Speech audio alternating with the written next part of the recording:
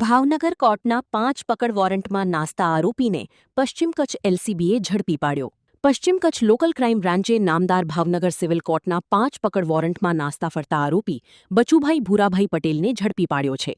પોલીસે આરોપીને રાજકોટના યુનિવર્સિટી રોડ સ્થિત મહર્ષિ ટાવર જલારામ 2માંથી ઝડપી પાડ્યો હોવાનું જણાવાયું છે.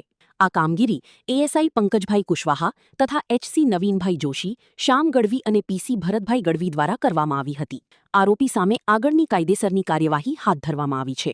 રિપોર્ટ કિરણ ગોરી, ભુજ. માં motor driving, safe and sure driving. Driving એ શોખ સાથે આપની મોટી જવાબદારી પણ છે.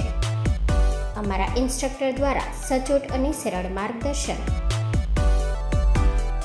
આપની રોજની તાલીમની માહિતી મેળવીને શું અધુરાશ છે એના ઉપર પૂરું ફોકસ કરાય છે.